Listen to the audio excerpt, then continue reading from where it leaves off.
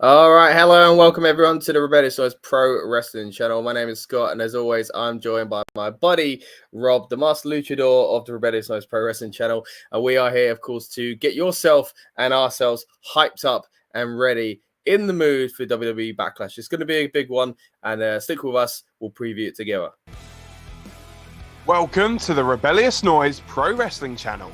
On this channel, we bring you some great content from inside and outside of the squared circle. We will go through and offer some in-depth analysis of the biggest events of the year, as well as bringing you exclusive interviews with some of the industry's biggest names. There will also be live show reviews, in-depth features, and podcasts. So make sure you give that subscribe button a slam so you don't miss any of the action.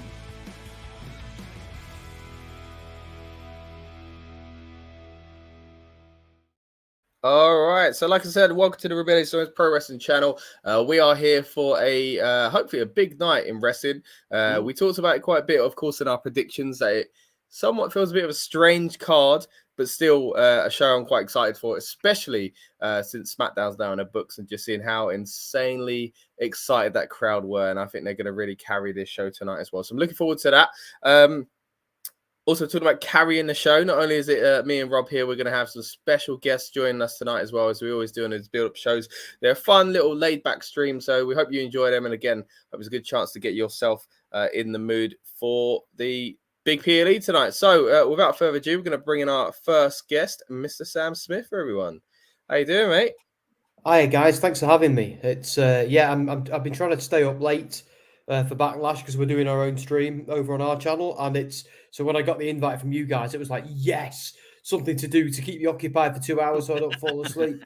So I'm really pleased. I'm quite hyped, and like you said about SmackDown, Scott, as well. Like, yeah, that crowd got me really hyped as well. So yeah, thank you to them because it's I needed it. So yeah, it's good. Definitely, man. Me too. Like it's got me in the mood. Like I'm kind of with you. I'm a bit tired tonight. I've had a heavy week. We had an event the other day for our football channel as well. So it's been a bit of a mad one. But I'm excited now. And again, seeing some of those clips today of just the fans, and of course we'll touch on what some of the things that happened on SmackDown, and of course what that's going to mean for the show overall. One thing I'm happy about, though, is we've moved away from the WrestleMania Backlash branding, at least. Yeah. Sam, what are your thoughts on WrestleMania Backlash? As a brand? Yeah. I kind of liked it in a way. Oh. I'll tell you why, because it sort of kept the hype train going, which is exactly what they were going for. Yeah. So it kind of worked on me, because we always have that post-WrestleMania slump, don't we? Yeah. And sticking the word WrestleMania on Backlash, where it was a lie, a total lie, it made me feel a little bit better. It was one of those comforting lies. Like you're still in that season, yeah. A little bit, yeah. So, and once it's gone for another year, and it's like, oh. So there That's you go. That's a good point, yeah. It's almost like Boxing Day, I guess, dragging out Christmas that little bit longer. Yes. But yeah, it seems like we've moved away from that branding. You're not alone on it, Sam. Don't worry. Lucas from our channel was also a big fan of the WrestleMania Backlash branding. But there we go. We've moved away from it now. Rob, you weren't quite as much as a fan, were you? I hate it. Yeah, absolutely hate it. I'm on your account, bro. Look, the idea of WrestleMania is we get WrestleMania for the week of WrestleMania to build up, and it all culminates at the end of the Sunday. Now it's the 2 nights. Yeah. We don't need anything else to do with WrestleMania until we start talking about Royal Rumble, and then that Royal Rumble up until April, in my opinion, is that build for WrestleMania. Culminates again at the end of the Sunday, because it reminds me of do you remember in the UK when we used to get the WrestleMania Revenge tours? And it was the same sort of matches, and it was just like, I get it, and it's nice little house shows, and maybe you'll get a live event, and we'll get a taped SmackDown or something, but I hated it. I didn't like the WrestleMania Revenge tour either. Just come over. You don't need to brand it. We're going to see it anyway. Yeah, we'll be there anyway. Yeah. Well, good point. I know it's not the same company or anything like that, but of course, big news this week with AEW doing so well with their tickets as well. So we'll be sure to be covering that in the coming months. And of course, WWE events overall is coming thick and fast. We were talking just before we came on air as well about how Night of Champions is coming up very soon as well.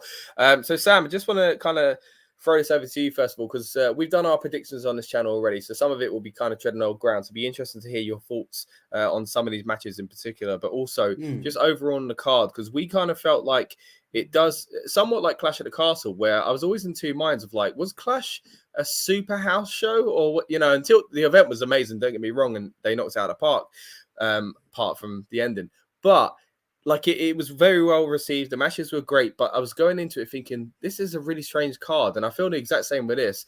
And I think the biggest problem with it is the draft and Night of Champions being so soon, the new title and all that kind of thing. How do you feel as far as the build to Backlash has been?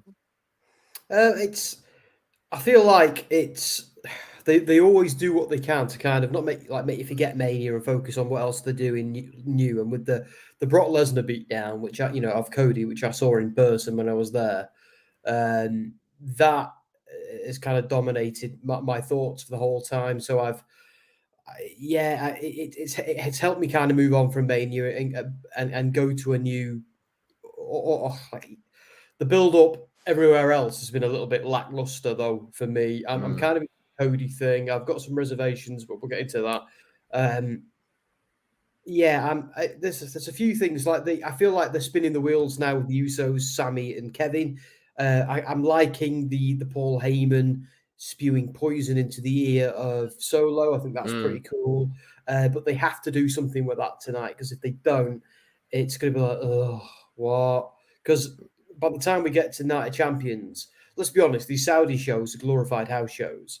There's never usually much of note that goes on there, and sometimes they're even full-blown uncanon.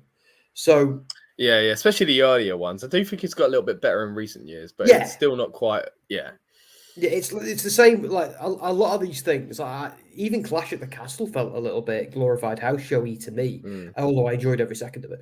But so it's not. I've not been completely behind it, because there's been a few things at WWE that's frustrating me at the moment, like the lack of Bray Wyatt and things like that. Bobby Lashley not getting what he deserved at Mania, just the Mania result. So I'm hoping tonight kind of gets things back on track. I'm actually quite excited for the card. There's not a single match on there I don't think is pretty cool. I would have liked Shinsuke and Karrion Kross to have more time and that to have been on the pay-per-view. So a bit frustrated about that. But yeah, I'm feeling positive. I'm looking forward to it. I'm going to stay positive until I've seen the show. Yeah, no, so I'm thrilled they're going to different areas and stuff like that, not in the mainland US for this, of course, in Puerto Rico, coming to London soon.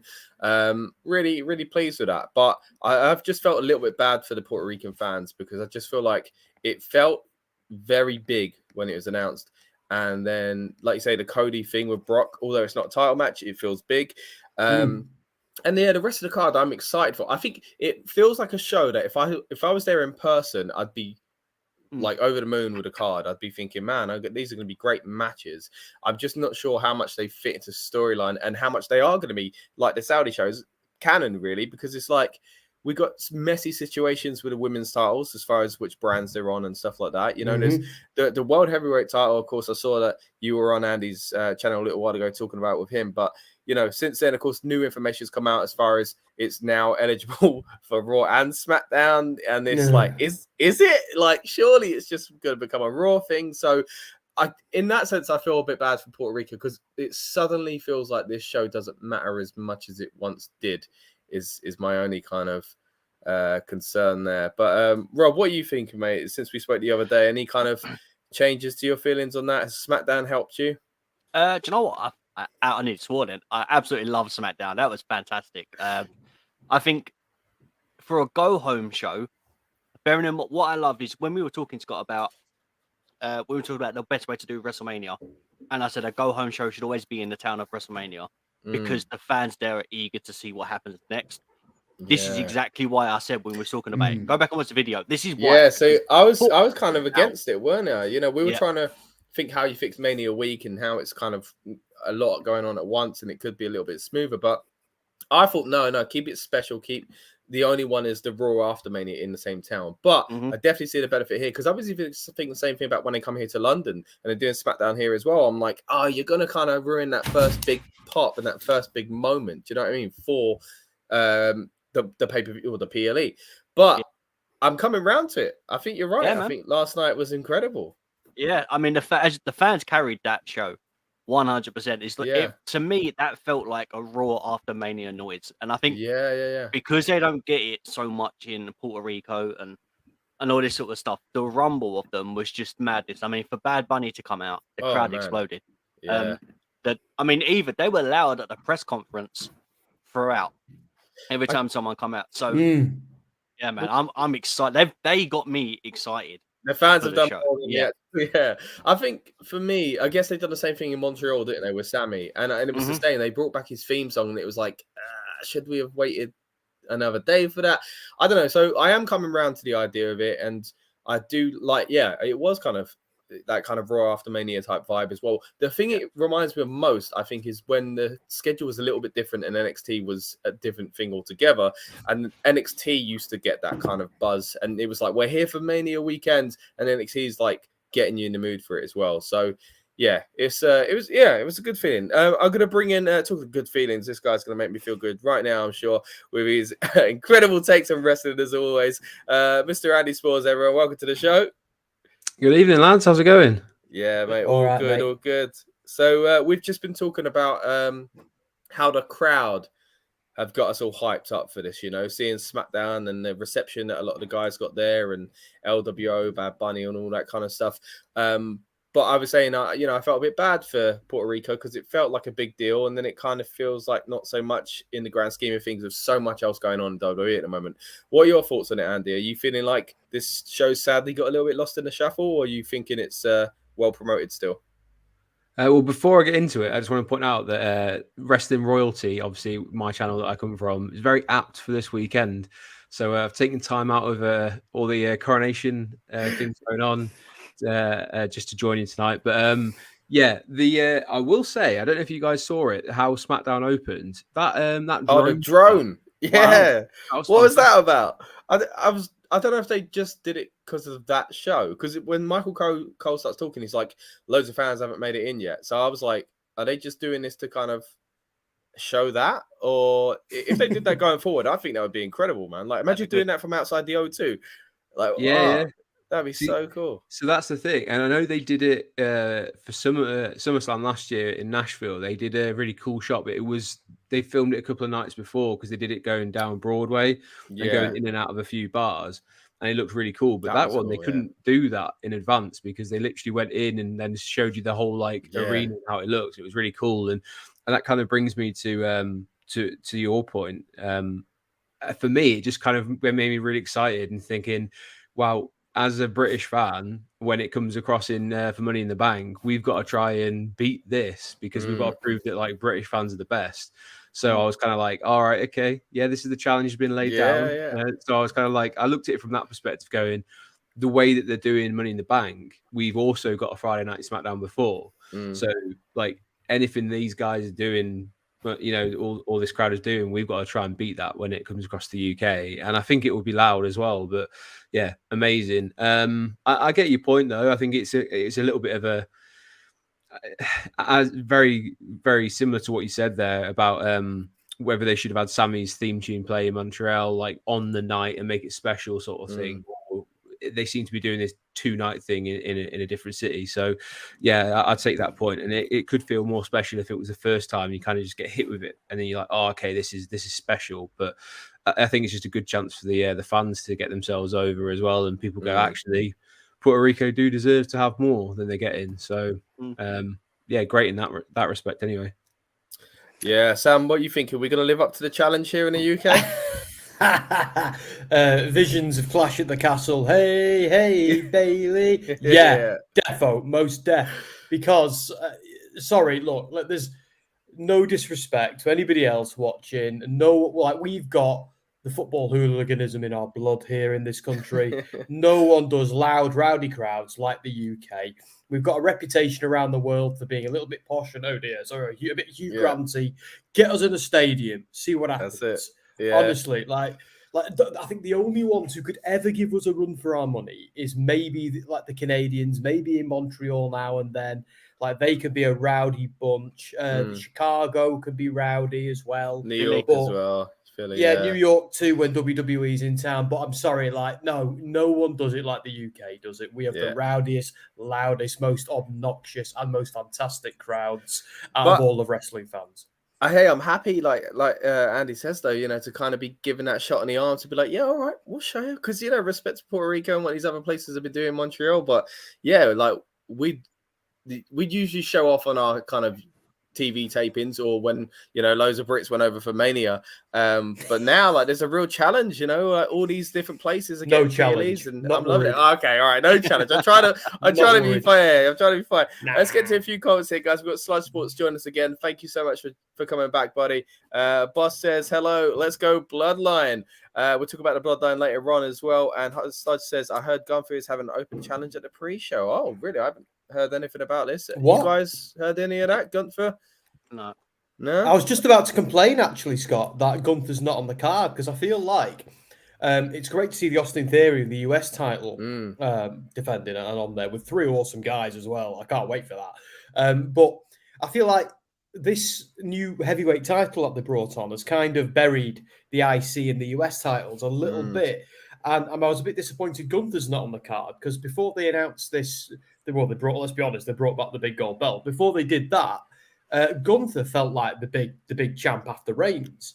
So him not being on the card has kind of pushed him down the card somewhat. So I actually, part of me hopes that's true because then he's on the card, but then again, he's on the bloody pre-show. Which annoys me. So they're not doing much with the pre-show these days anyway, so I would be surprised if there was even a match on it. So but then again, it's in Puerto Rico. We had one at Clash, didn't we? We had Street Profits in a match at Clash. So we did. I guess at the same time, he just got married though. So maybe I thought we were taking time off for the married. Surely he's on his funeral. His funeral, by God, his honeymoon with the. I was at the other day. They're on the now we know how you. I was gonna say now we know how you really feel about marriage, mate. That's. Jess, if you're watching, I love you. If you're watching, Jess, and you'll watch this back. To funeral though. All right, slip of the tongue, fair enough. But I'm just gonna pull up my ball and chain. Hang on. I'd love to see him on the show. Even if it was the pre-show, because I missed that the pre-shows have become a bit boring. We kind of hype this as a bit of a pre-show watch along, and ever since we started doing it, I think we've seen about 2 matches. And we've been doing these for just over a year now. So it's or maybe 2 years now. It's been a while. I'm going to stick on the pre-show while you're talking, Scott. Sorry. Yeah, it should be coming up soon, right? Is it on already or? I think. Oh, sorry. No, it starts at midnight, doesn't it? Oh, I'm being a bit premature there. So don't you worry. All right. Well, let's start getting into the card itself. Like I said, we did our main predictions a few days ago. Us on this channel, we can't change it. We've got our league system here. It's reset after Mania. We're locked in, but it's still be interested to know whether or not Rob would have changed some of these predictions if he could have in hindsight with the go-homes having taken place now. And also, of course, it'd be great to hear what Sam and Andy got to say about these matches as well. So let's start breaking down some of the card. We'll start with... Let's start with that US title one, because like I said earlier on, it feels like these titles have lost a little bit of their shine, Sam. But I do think this one's still kind of really hard to call because you look at, you've got 3 possibilities here. You push a brand new person, you solidify a champion, or you give it to someone who kind of deserves a little bit of something in Bobby Lashley. He's kind of not had the greatest time lately. And of course, WrestleMania was a bit controversial in itself. But what Lashley needs, in my opinion, is that new World Heavyweight title, not the US title. He's been given the US as a bit of a kind of, sorry, mate, we know you're doing well, but now's not the time, so you can have this for a bit already. So for me, I went with Theory. I think everyone on the channel went with Theory. But yeah, Sam, throw it around to you first. What do you think is going to happen tonight, and what do you think about Bobby Lashley? So I'll get straight to the point. I think Theory is going to cheat to win. I think he's going to retain. They didn't make him beat John Cena at WrestleMania just to take it off in the first pay-per-view after. I really don't think they did. If they did, wow, they swerved me. No disrespect, because they're building him as a star. They're making him this sniveling champion, but still a star at the same time. Now, the other 2 are stars too, 100, especially Lashley. Lashley is incredible. I was furious he didn't get some kind of open challenge at Mania or whatever it was going to be. I really was annoyed about that on day 2. But I think you're right, Scott. I think the idea of him getting the big gold belt, it makes way more sense for Lashley. But then again, does it need to, like, especially if they're going to make him a baby face going forward? Because I think that title needs to go on a face, because we've got 3 other heel champions. So if we can make Lashley, maybe bring the Hurt Business back together, make them a babyface faction, put Lashley at the top of them with that belt, that could be awesome, because then we could have some more faction warfare between maybe them and the Judgment Day, or them and the Bloodline if they're still together. So that is, if I was fantasy booking this whole thing, that is what I would do. But I'd leave Theory alone in his own little corner of WWE doing this amazing work that he's doing with that belt.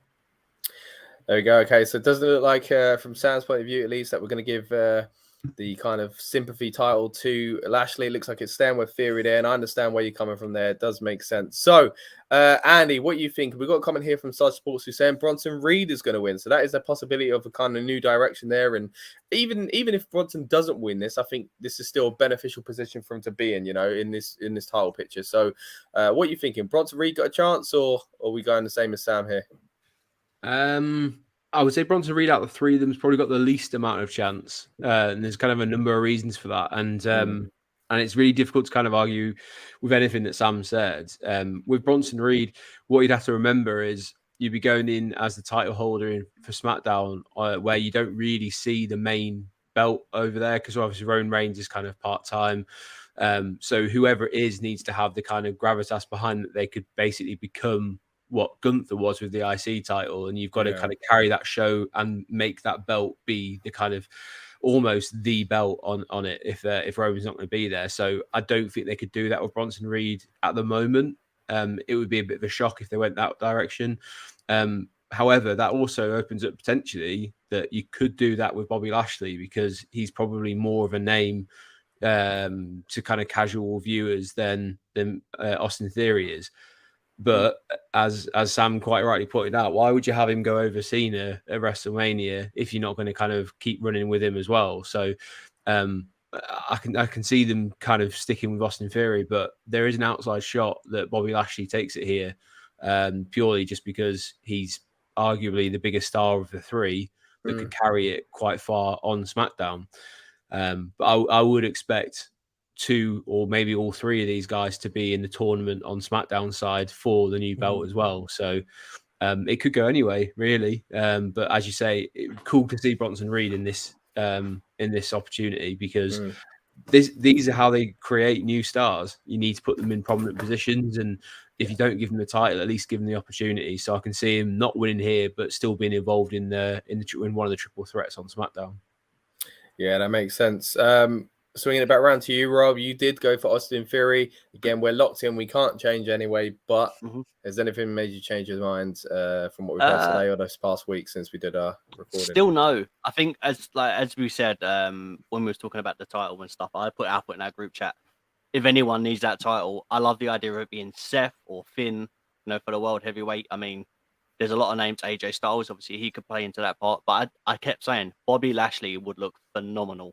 He'd look amazing with that big gold around his waist. So I think if anyone's going to get it, I think it should be him. Obviously, we'll find out. If now it's available for Raw and SmackDown, obviously it opens up a lot more, I guess, holes, more problems. If it goes to Raw, if it goes to SmackDown, so we've now got 3 titles on SmackDown. Is Roman eligible? Is he not? Like, it opens up too many, I guess, problems. So I think it stays on Raw. I think it defeats the purpose, doesn't it? It makes it seem like the whole reason they've done it is clearly because there's a title on a show, and we know Roman's on that show. So the whole point is to make a title like they did back in the day when they gave the big gold to Triple H, like because Brock wouldn't come over and do 2 nights, like why can't we just leave it at that? But they want this kind of air and this mystique of like anyone could win it, so I think it is going someone on Raw. I think the idea is just to kind of do it, but the problem is it does muddy the waters. We've got a lot of muddied waters at the moment as far as the draft and what it's done and stuff like that. There's been some good things about the draft, don't get me wrong, but it's always it throws a few kind of spanners in the works, doesn't it? Especially when you've got a PLE just coming up and stuff like that. And I am a bit concerned about Backlash, but the one good thing is it's made it hard to predict, I guess, and it's made it kind of you never know what's going to happen. I think for some matches it really has, because as you said, we don't know if it's going one way or the other, especially the women's, because the way the titles are and stuff like that, that's a cluster on its own. But I think for this one, as I said, the way it's going to finish is I literally think Lashley's going to spear Bronson Reed, and then Theory will basically get rid of Lashley, and then he'll pin Bronson Reed. I think that's the best case scenario. I think that's what's going to happen, because that way, annoyingly, Reed gets, I don't want to say buried, but he has to take the pinfall. But at the same time, as Sam rightly said, if Theory just beats Cena, you can't drop it to anyone else right now. And if you want Lashley to look big, he can't take the pinfall. So unfortunately, by default, it has to be Reed, which is, it's not ideal, but hopefully he can bounce back.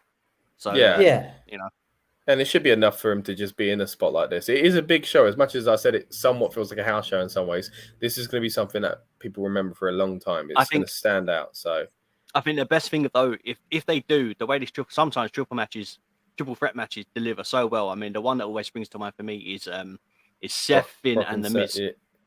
Oh, okay. I thought you meant I like the Brock, Seth, and Cena one. I think it was at the Rumble. Yeah, that was great. That's a great one. Yeah, that's really good. For me, though, Seth, Finn, and The Miz was everyone was laughing and kind of sleeping on how The Miz is going to fit into this sort of match. And that match probably stole the show. So I think if they do enough to make Bronson Reed look good, if he eats the pinfall, it's not going to affect him because he looked like an absolute monster throughout the match. So if they do that way, I guess they could even do Bronson's holding in Theory up. Lashley does the spear, but hurts himself, so he can't take advantage. And Theory just falls straight on top of him or something like that. You know, that's kind of a best of best case scenario, I think, as well. You mentioned there the women's titles, mate. Let's move into chatting about that. Let's go with I'll do the Raw women's title first, because I think a lot of the Judgment Day stuff might kind of bleed into each other. So let's talk about the possibility here, of course, of Io Sky becoming Raw Women's Champion by beating Bianca as well. Now, Bianca has been champion for a long time. We've talked about it quite a lot lately on this channel about how these reigns are kind of it's great to see long reigns, but at the same time, it's a little bit jarring that they're all at once. One of these has got to end soon, and I thought the Bianca one would be the one to end so many times after the past few months. Every single PLE prediction or build up, I'm like, I think tonight's the night, and that's okay. But I suddenly started turning my thoughts around on that, and I think she's keeping it again. So let me quickly go over what we said actually on the show the other day. Actually, all of us said Bianca Belair, so it'd be interesting to see what the other guys, our guests tonight, say about that as well. But of course, this does bring up the situation of damage control with Io Sky, and also the situation of what's going on with his title. So this time we'll throw it round to Andy first time round. What do you think's happening tonight, mate? And what do you think it means for the future of damage control and title? I'm going to have to respectfully disagree with all of you, and I think Io Sky might win tonight. Wow. I think and the reason why is basically for everything that you've said about this potentially feeling like a B pay-per-view, this is the way to make it not feel like a B pay-per-view, because when you have one of my biggest frustrations is when you have multiple matches for titles and every single one of them is retained, and then you kind of feel like, well, you kind of didn't really move anything on, and there's better ways to do it. Is either don't have that title match on the cards. If you're not planning on doing, if you're not planning on switching it up, especially don't have 3 matches on the same card where you're not going to switch it up. This is the perfect time for them to say, actually, we're going to go into SmackDown with a new champion, because I don't think they do it with the US title, but I think there's more of a story to do this title with, because you're going to have to rebrand it anyway, purely on the basis that it's not a Raw title if it's going to be on SmackDown, because they're all on SmackDown. Which I know is a bit of a contentious issue. And I would like to ask you guys about that. I always see these comments about, I hope they don't just do a title swap, but I never really understand that, because what else do you want them to do? These, they've both won at WrestleMania, they both retained their titles. What, he's going to strip them off the title because they've moved brands? It's a difficult to say, what would you prefer to happen? And this is a good opportunity for them to say, actually, Io's just going to win it, and then they'll rebrand it instantly, because it gives them a chance to hit a bit of a refresh. Plus, it gives a little bit more into damage control, where like Bayley can become a bit jealous because now she's in the tag team and like she's kind of like overlooked a little bit, and you can start to sow those seeds over on SmackDown, and it gives you another storyline going forward. So you want to pop the crowd, then outside of the main event or what was presumed to be the main event, this is the perfect opportunity to get an early one in and go with Io Sky to win. So, yeah, I think Io's winning this. Very interesting points. Yeah. So I'll quickly touch on the title thing. So I don't like the switching over just because of the whole like the record books and just kind of the weirdness of how they did it before with the New Day and just going, oh, here you go, take them, and the awkwardness between Becky and Charlotte and all that. So I just wish they just didn't put themselves into this corner where they had to do that. You know, I wish they kind of just took a title off someone or temporarily drafted someone and moved them back or something like that to kind of sneakily get around it. You know, so to me it screams a lack of planning. You know, so like surely at Mania you had some idea where you wanted people as far as their brands go. So it's kind of frustrating in that sense, but I'm not sure if, you know, they're going to stick with the Raw and SmackDown names. Maybe they'll change them or something like that. So, and also the damage control thing, I do think, you know, I was saying on the predictions the other day, is this a Batista Triple H situation where it's the title win that makes and Randy Orton, sorry, as well, you know, the other example in Evolution where it's the title win that makes the leader of the gang kind of get jealous and all that kind of stuff. That's what I kept thinking it would be, you know, when the storylines first started cropping up. But then it's the timing of it. But now you're kind of talking me back round to, no, actually, maybe it is good timing because of the show it's on. So maybe that's not a bad shout at all. But yeah, what do you think as well, Sam? What do you think as far as the damage control situation and the damage limitation situation of the titles? See, I like Andy's idea, but I don't think it's happening tonight because Bianca said something like, "I'm, you know, knocking on the door of the longest reign in recent history," and they're doing that with Roman as well. I feel like they can't help themselves; that they'll do that.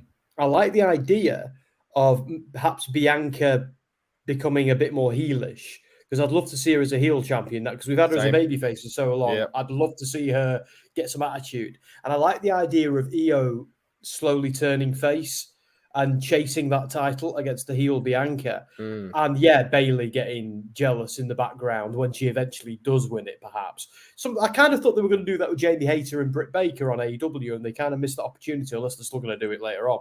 But I feel like that would be better long-term storytelling. But you're right. They've got to do something like it. I'm the same. Like when no titles change hands at a pay-per-view. Did they do that at Clash? It was a little bit like, it can be a bit dull and it can feel like a bit of a house show, but they do tend to do that when they're out of the United States. They have a tendency to do that, and I suspect they'll do it again tonight. Final thoughts. I think Bianca retains and becomes a bit naughty, becomes a bit heely. I'd love it. Yeah, I've been saying for months. I'd love to see the NXT Bianca. You know, because she has the perfect. I keep saying she has a perfect character that could switch and play both sides of it as well, and be exactly the same character, but suddenly hated for it. But yeah, Rob, what are you thinking, mate? You went for. Oh, we all went for the same on this one, didn't we? Yeah. So would you have changed if you had a chance to? No. But in terms of booking, so I'll quickly run you through my thought process is, I don't know if you guys have tuned in when we've been talking. Basically, I think I'm the only person that's advocating for a women's TV title and then on one show. So let's say, for example, my thought is Bianca wins. And then I believe I said Zelina wins, Night of Champions. One of them is crowned overall as like the ultimate champion, unify them, get rid of one title, bring in a women's title later on, which is a TV title, keep that on the other show, and then that's a way to bring up women from NXT. That's a way to get developmental, and basically the thing that we've got on AEW at the moment with Jade, building up these ranks. Whoever beats that person then gets a big brand from that, and then that's another way to build up women. So, in my opinion, that's what they should do. So that's why I've gone for Bianca, because I don't see Io being the person to carry the title right now. However, not yet. Yeah. So, but my thought is, if we do get heel Bianca, then shouldn't it come at the fact that she lost the title? So Io's the reason it happens, and then that's a reason for Bianca to turn. So in respect to, I like the idea of Bianca retaining because obviously it's a nice build. But if she does it and she's so close to being the longest reigning, Io beating her, and then that turns and flips the switch, That's the heel turn Bianca that you want. And then if she does win it back, let's say at Night of Champions or something like that, then okay, it's not been a long run, but it's moved us on to where we need to go. So kind of hot potato the title between both of them for a sec. But you put them in a nice little position to have a little run. So I mean, what are your thoughts on that? Well, could they do just to play devil's advocate, like with the heel turn, like that? Yeah, like that makes total sense. Like she could get a bit pissy once she loses it, or could they go the Okada Nick Aldis route that they've held it so long, it's gone to their head and they have to lose it to find themselves again. You know what I mean? I think after a heel run, perhaps, or I don't know. I really want to see that, but I think with what they've done with Bianca for Mania, bringing the girls out and and all that sort of stuff. She's such a role model that I think they would have to do. There'd have to be a reason for her to switch. It couldn't. Or does that make it better? Or does that make it even more shocking? Yeah, that's true. If you think all those comparisons she's getting now with John Cena, because she's just basically she's going with, is it Super Cena that he got called during that that run when he had the title and just no one could get near him. But the idea that basically, and it's such a good quote, and it always comes back to me from is it Dark Knight, where it's like you live long enough to you die a hero, or you live long enough to see yourself become the villain. Is that's the route they can go down with her? Is that basically she then becomes like, hold on a second, you guys are booing me because I just beat everyone, so like what's the point? And then just fully turn into it and say, actually, you know what, you want to call me like Super Cena and you want to kind of start booing me because I'm too good, fine, I'm too good. And then they just go down that route. They've got that opportunity to do it, and even more so with the fact they did this stuff with the kids, because there's just kind of that comparison with Cena. It becomes even more strong and tied to her. So, but I honestly think there's loads of opportunities they can go down at the moment. But they could even do a double switch tonight if they really wanted to. They could go with EO switch to face, getting away from Damage Control, and Bianca because she's lost it, and etc. Like, this is the good thing about this being a bit of a refresh and moving across SmackDown. It presents them with some new opportunities, which I don't think she had on Raw. So the brand switch has come at a good time for Bianca.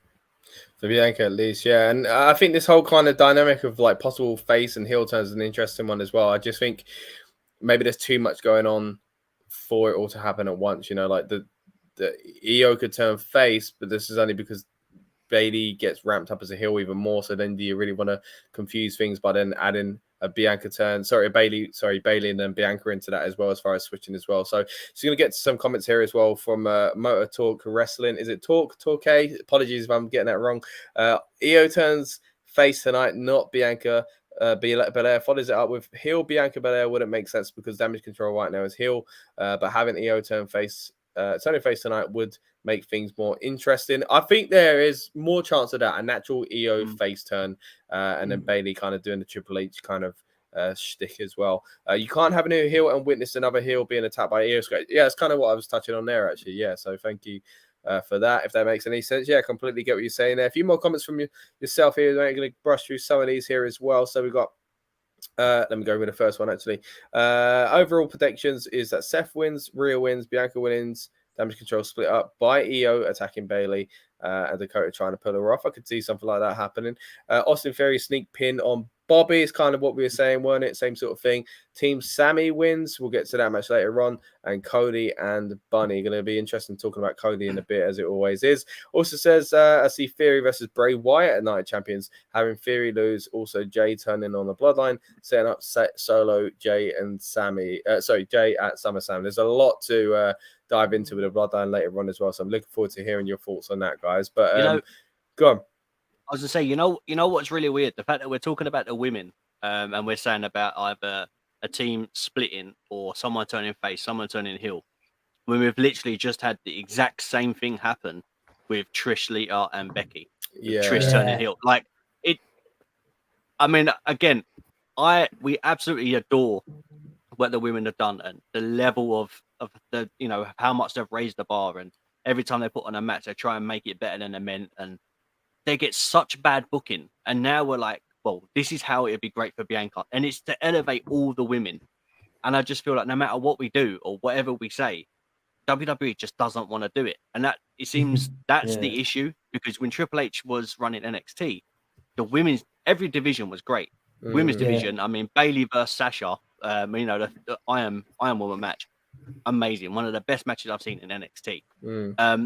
But all of a sudden on the main roster, Raw and SmackDown, it's just not looking promising. So I really want this to be a change. I would counter that though and say, when you used to watch the NXT takeovers, I think I've said it before, the women's matches had horrible placement on the match card. He would constantly put the women's match after the opening match, which was always an absolute banger, because the way that he books his shows, he believes it should be open strong. But then he would always, oh great, now where can you go when you've had the North American ladder match is the one I always go back to, because immediately in that arena, everyone was still buzzing about that match. And then they went straight into, I think it was Ember Moon against Shayna Baszler. Asuka, or was it Asuka? No, yeah, you're right. Sorry, yeah. Yeah, and that was a theme throughout. I also remember they did it in Florida and Orlando at that WrestleMania weekend as well. And it's just odd placement. The other thing I would also say, and I don't know if this has any bearing whatsoever, is this kind of lawsuit that's going on about the writing. Bianca featured quite heavily in that, in terms of the scripts that she was given, that she didn't agree with the kind of wording and what was said, because it made her sound, I don't know what the actual terminology was, but she didn't like. I think it was sort of too gangster, too. Yeah, it's a kind of a negative stereotype sort of thing. If it's they also have to be a little bit careful if they are going to move her that way, that you don't kind of steer into any or veer into any of that kind of territory. So you've got to do it in a way that makes sense and steers away from anything that might make people, especially Bianca, feel a bit uncomfortable. So there's just one more thought, I guess. I mean, this is it. She does, though, have that character ready to go. So it's a fine line to tread, but she does, like I said, have that kind of, I'm the best. What of it? And that's how you can turn this. And I've had the title for so long, so it kind of plays into Sam's kind of way to book it as well. So I think a good way to do it. And, hey, where they never pulled the trigger on John Cena in that way, maybe they could do it with Bianca. I think Bianca's at risk of becoming like that, but I think if they're going to do that, then it actually needs more time. I think we do need to go a few more months into it so that people naturally get a bit more sick. Unless they go the route of, so Cody, speaking when he was in AEW, said he wants to be a heel, but his thought process, which a lot of fans didn't kind of get, was he's going to be a heel by being the biggest babyface. So in turn, you start hating him. So unless that's the plan, like a long plan of Bianca she's becoming a heel, but she's becoming a heel because we're bored of her, then that's when she switches. And I love that. Sometimes, like, those natural turns are some of the best, when they just pull the trigger to go, this is the moment, like this is, and then they ironically get a cheer for turning as well, so it's they're always fun to see as well. But they're not. WWE doesn't deliver when strike when iron's hot. They do miss it. How many times they've missed the bar? So Liv Morgan, how long did it take? Becky, how long did it take? Strowman, how long did it take? Like, I'll just clarify. Oh, sorry, dude. Sorry, you were still going. Sorry. No, God, I was going to say, like, if they're going to do it, it needs to be the perfect timing. Otherwise, they would have missed the time, and then no one's going to care, because that can happen as well. And then if there's no noise, no reaction, then that's worse. Yeah, it's sorry, my camera everything got a bit choppy then, so I had a bit of a silence that I jumped into. Apologies. Yeah, no. So there's my internet's crap, by the way. Andy will attest that every now and then I just go and disappear. But I just want to clarify my booking if I can, because I'm not suggesting that Bianca turn tonight, like bang heel. I'm suggesting that she starts the process, doesn't cheat, just gets a little bit more aggressive, a little bit more, a little bit. You know what I mean? Like, I'm not suggesting she turns. I'm suggesting she begins the road, which is a very different thing. Just to clarify that, because exactly, you'd have too many heels then. But I do like the idea of her and Io slowly trading places. I'm not suggesting they go bang, bang and pull the trigger on that tonight. I'm suggesting they tease us, they tickle our chin a little bit, is all I'm suggesting. Yeah, and I think that the damage control storyline is ready made for that as well. So I think that's a real possibility that we do see that happening. I think that'd be a good way to do it. And like you say, not exploding it all at once and being a bit of a cluster and confusing as well.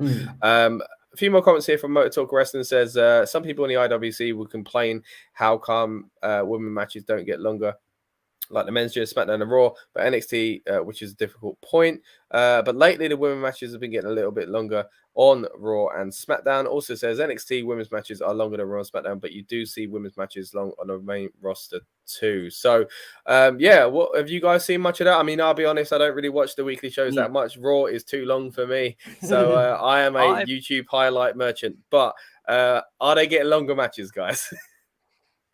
Yes, I think yes, so. and no. So I say yes and no, but I have started tuning more into NXT. I think I'm starting to kind of watch a bit of Raw and SmackDown. I am noticing that I'm starting to hop more into a highlight reel of stuff like Scotty's and read like the notes after and all that sort of stuff. But man, NXT is just, I mean, I don't know what they're gonna do now, because obviously with the taking a lot of the stars and stuff, you know, and losing and due to the drafts bit. But oh, I'm all for it. NXT, Scott, if you're gonna watch anything, NXT is the place to be right now. The yeah, but this is it. You know, stars. Don't be fooled, man. I covered Stand and Deliver, of course, on the channel, and Annie was kind enough to join us live from the venue, and I really enjoyed the show. But like you said, they've cherry picked some of the people that gave me a reason to tune into NXT. Yeah, but there's still a lot of good. There's a lot of good stars there. Can I just say, with especially NXT, the women's division. Oh, sorry, dude. I interrupted you for the second time on this stream. I'm really sorry. Yeah, I was just saying, especially the women's division, but go for it. Yeah, and like me and Andy were discussing this, like people shouldn't sleep on NXT at Mania. We you know, that we had a long conversation about it, but NXT needs. I feel like it's set in a high school with the Chase U stuff and the silliness with the dating and the love storylines. It's like I don't mind some of that now and then, but they need to take NXT out of the high school stuff now and make it about wrestling again, because I feel like everybody's mentally 14 on NXT.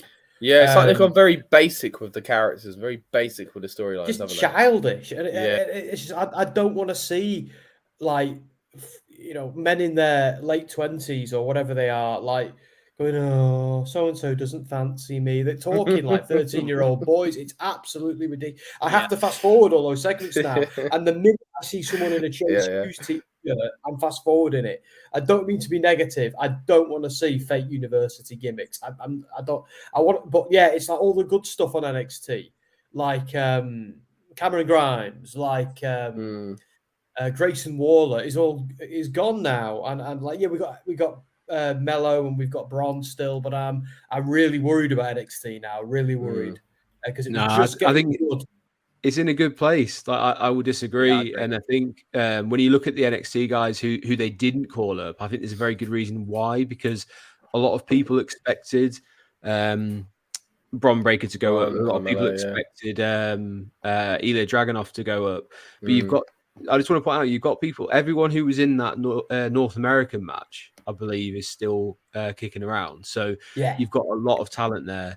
You've also got like a few, like the women's segment at the end. So Scott, I don't know if you know, Indy Hartwell just left her title in the ring and said, obviously she's moving up and she's injured, so it's her time to let someone else. It ended it with basically every woman on the NXT roster just having a bit of a scrap over who's going to be the next one, and they're going to have a tournament moving forward because, you know, WWE loves a tournament at the moment. So it's a very exciting time because although, yes, they have kind of had a lot of people move up, well, that creates a lot of opportunity and a lot of chance for people to show how they're doing. And you do have to kind of put with a bit of the character work. And I think the reason why they do that is to say, if you were given a bit of a dud gimmick, can you run with it anyway? And I kind of think it's more of a test of, we're going to give you a Chase University thing of like, hey, you're now the dean of a fake university, and this is the possibility that Vince could turn around and give you this at some point. So can you sink or swim? And you know, I thought they've done an all right job with it. To be honest, it's not the great, but it's still not too bad. But mixed up among that, you get long matches. You get pretty decent long matches as well.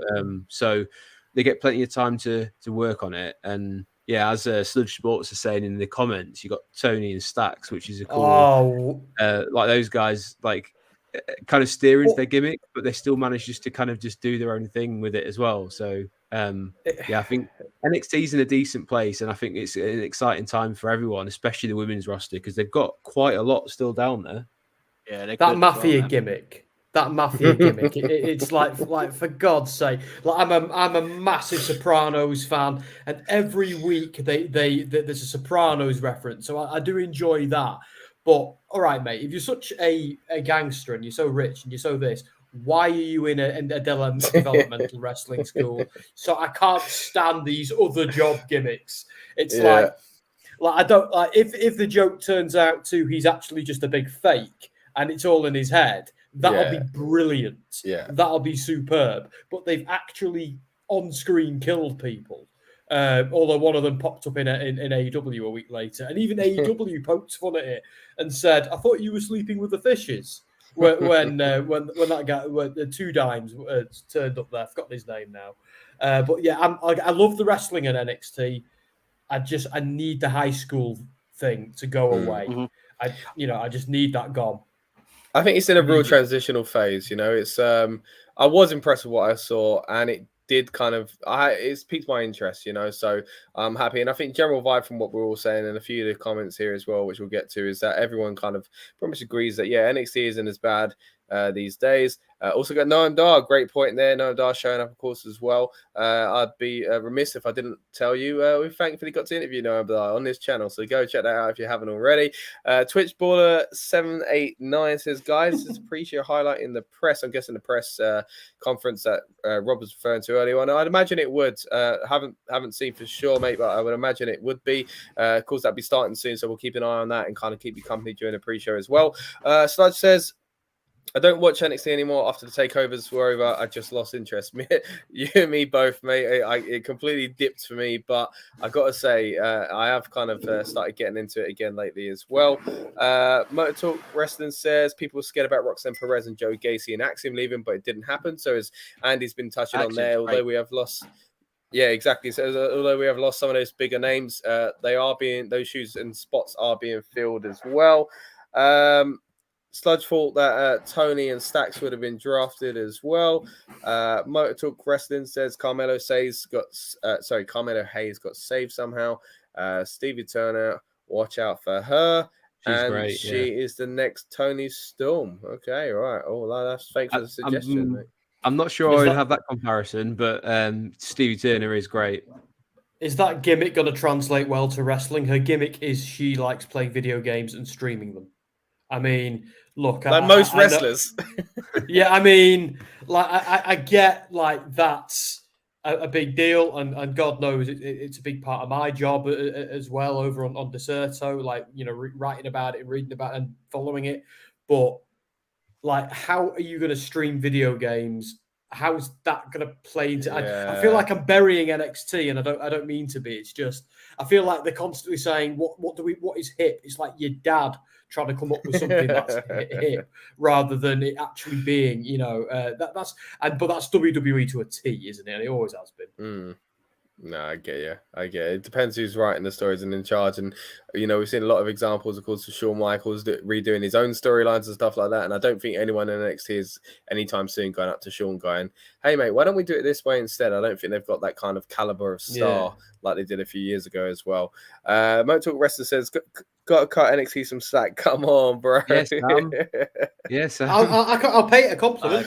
He said he likes it. Yeah, I watch it religiously every week. There's some beef here, by the way, because Motor Talk Wrestling and Sam were getting into it yesterday on my stream. So, I corrected him. I corrected him. I think he misunderstood something, and I corrected it. However, no, I'm a massive NXT fan. I only say this because I care, but I it's not that I miss I do miss the black and gold days, but I also have faith that it can get back to being, as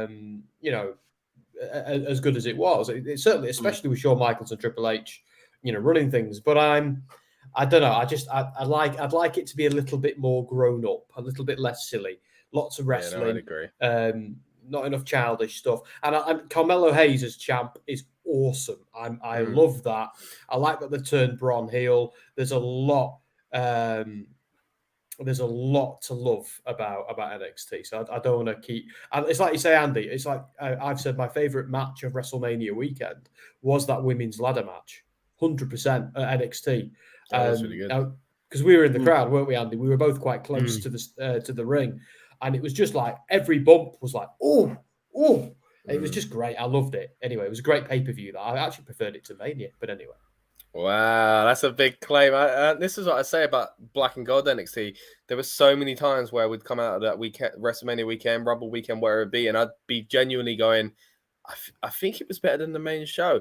And I haven't said that for a long time about NXT, but I am slowly getting back into it as well. So sorry, just go touching ahead, on NXT. It's a controversial take, right? But you guys are probably going to disagree. Don't say what I think you're going to say. Listen, right? We had the Black and Gold, and we had the likes of Adam Cole. Don't say what I think you're going to say. And Undisputed Era. We had all these indie guys that were fantastic, right? Guys and like male and female wrestlers. The version that we have now, these people are coming from literally developmental. There's some people that we don't know. They spent a little bit of time on the indies, and they're progressively growing, right? I'm not going to say that the new one is better than the Black and Gold. Oh, good. Right. However, I would say for the fact that they're being given, as Andy said, the awful gimmicks, they're running with it and they're growing. There's only a few people that haven't really succeeded, but the level of content and the matches and the stuff that we're seeing, I would say is equally as good as the way Black and Gold are going, or Black and Gold was, because they can only get better. Black and Gold was a peak with Adam Cole and Undisputed Era. And then we're talking about Braun now. Carmelo Hayes. I mean, is it Palmer? She debuted a couple days ago. She looks good. Soul Rocker, another one, looks good. Yeah. Nikita looks good. Everyone that's coming through right now in the system, I don't know what they've done, but the next lot of the bloodline that's come through, or the blood that's come through so far, incredible, absolutely incredible. And you got to admit, Solo Sikoa was from that alone. Yeah, he was brilliant. He was brilliant on there. He was brilliant. They're great. Nikita Lyons. I fast forward Nikita Lyons because some of the stuff. Mainly, it's more of a personal thing. Some of the things she tweeted. I'll never watch a Nikita Lyons match or a promo. She doesn't exist as far as I'm concerned, unless I'm in a journalistic capacity, and then I suppose I have to. But if I'm watching as a fan, nah, not doing it. Well, I mean, I just would say the level of them, they're great.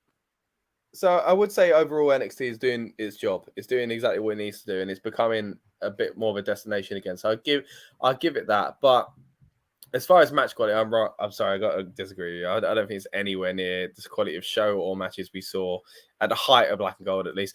The Black and Gold in the pandemic era, don't get me wrong, it was stale and it ran its course, and it did need refreshing. And what they've, the colourful NXT was a strange time, but they've kind of merged somewhere in between the two, I think. And it is going quite well. I just think this is basically FCW, and that's okay. And what NXT Black and Gold is AEW now. So that's kind of the way I see it. So, but yeah, I'm enjoying it. And it's been, it's been fun chatting NXT as well. So let's this is their chance, by the way, Scott. This is a chance to segue in because this is their first NXT big call up since they've had the NXT 2.0 and the new kind of NXT that we're in now, where they've had an influx onto the main roster, where we are going to actually get to see how good are they when it comes down to it. So now we're going to get to see those people who have moved up. Well, are these NXT recruits like Grayson Waller? Are they going to sink or swim? Because he, I think, will do very well. But will the likes of Alba Fire and that, how will they go down on the main show? Like, will the American audience really kind of resonate with two Scottish superstars? It remains to be seen. But you're going to get the first kind of glimpses of that, and maybe not tonight, but it's definitely on Monday and on next Friday as well. So we're going to get to see single swim time, guys.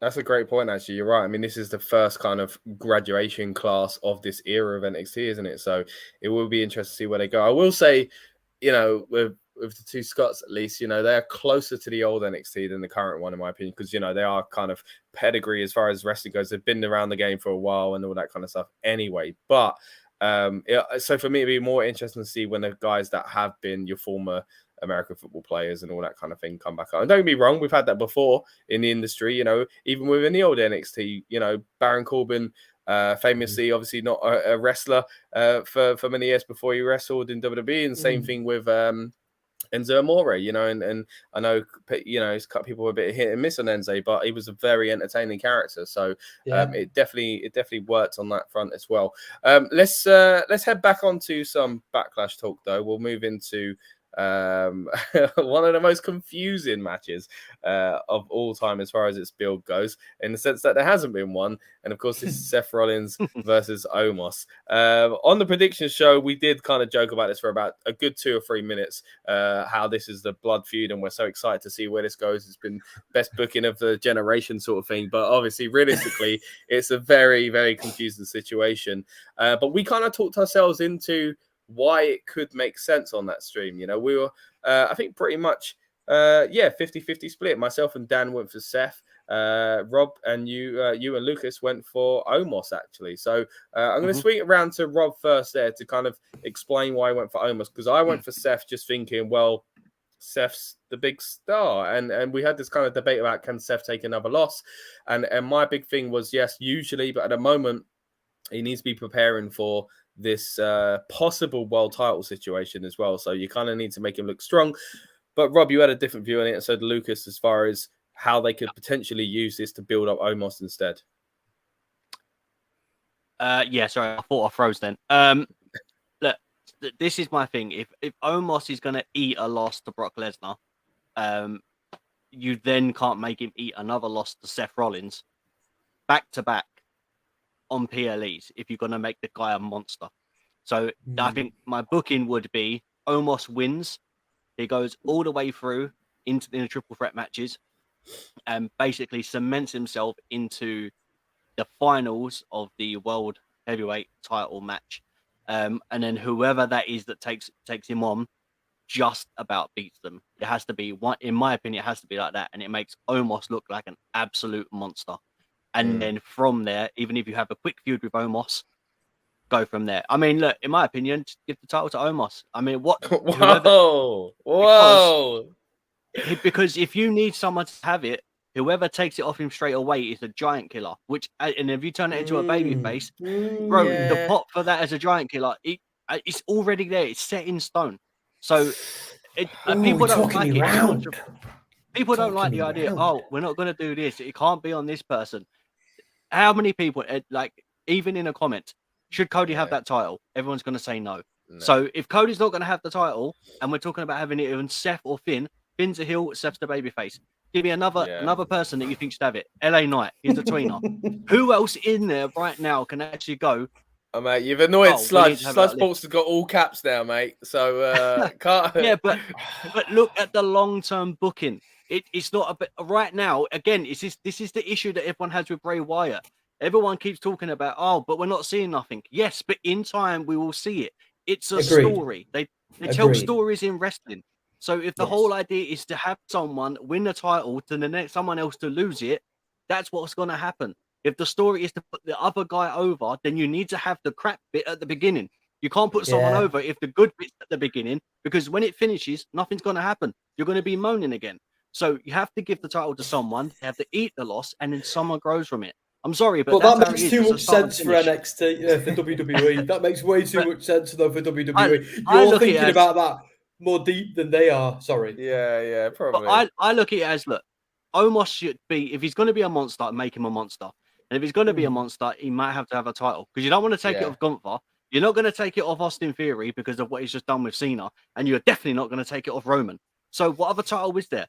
There isn't one. So you've either got one that hasn't got any credibility right now. And then if he has the title, okay, he gets the thing. He's the big guy. He's the first world heavyweight title holder of this generation. Done. And then what? He loses it to Seth Rollins, Cody Rhodes. The pop for it's going to be bigger because no one wants Omos to have it. It generates heat itself without you having to do anything else. I think it's just a risky heel champs. Yeah. 4 heel champs, though. Yeah, but I mean, you know, it's so risky as well because you need to. Well, yeah, but you need to. I think a big star needs to, you know, kind of establish this title early on because it's always risky bringing a new. I know it potentially has the lineage of the old. We're not quite sure still, but I'm seeing it as a kind of spiritual successor at least. So, but it's new generation. I think it needs to have a. I mean, the Universal titles to me still doesn't feel like a big deal. It's hard to bring in new titles. So having someone like Omos, and I compared it to Great Khali when we did the stream the other day, is that I think that's what they're going to do with Omos. I don't think the plan is to ever make him. I think the plan is to have him around like they did for Big Show and Great Khali, where they pretend he's a threat, but he's not a threat. You know, like don't they book him as. I know it's hard. They mess it up all the time, but and it was hard. Like, how many times did we go Big Show? Really? You know, like, is this? Oh, we're supposed to be the big bag scary Big Show. You know, when he was slapping kids' hands and high fiving, and then he was heel all of a sudden. It's hard to take him seriously, and I think Omos is in that same.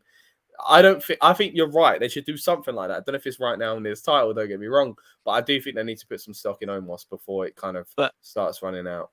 But then, if that's the case, and you don't think it's now, whoever wins this title, when is going to be the right time?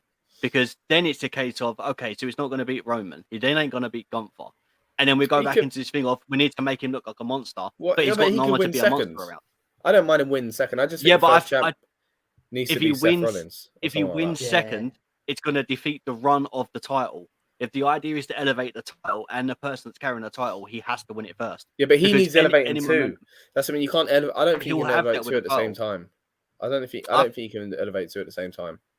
So I think you can. I mean, I do disagree, because if Omos wins it, everyone's going to be moaning about it. So then if he's parading it around like he's a giant and he's done this and he's done that, whoever beats him is going to get a bigger push.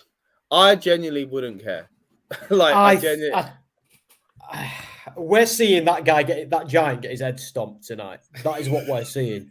I'm telling you now. I'll bet my car on it. Like, we are seeing. Such a shame.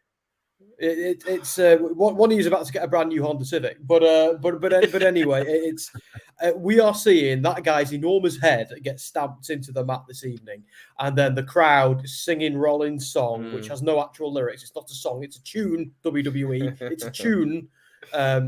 That's what's happening tonight. And look, I think Scott's right. As much as I love all that, Rob, and I do, especially the passion. I think they're sticking this title on Rollins. I think it's all like, unless they swerve us, like, part of me kind of wants to see Finn Balor win it. Part of me really, because I'm a massive Balor stan, and I love and I agree that this is the spiritual successor of the big gold belt. This is the regenerated form of the big gold belt, and I'm fine with that. So it's almost got a little bit of that heritage, but it doesn't. So it's not quite in the position that the Universal was in. I think they could do a bit of a reset and put it on Balor. I think there'll be some interference tonight in that match because some of the other people in that tournament might interfere. But I think Rollins might, because Rollins is still, he's a babyface, but he's still in his persona, his overbearing persona from when he was a heel. So he could be a little bit sneaky, take advantage of the interference, and then stomp, pin, sing the song, tune, and then,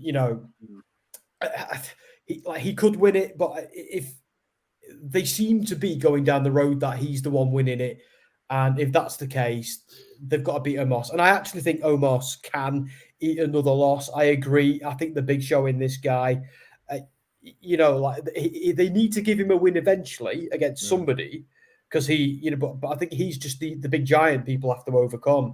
And what's the point of a Goliath without a David?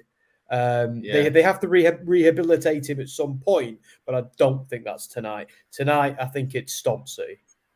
I think that's it, isn't it, with the whole giant thing. And even Braun Strowman fell into this, where they kind of kept trying to make us believe that Braun was credible, but not actually giving him the win he needed. And I think with Braun, it was the title when he got it too late.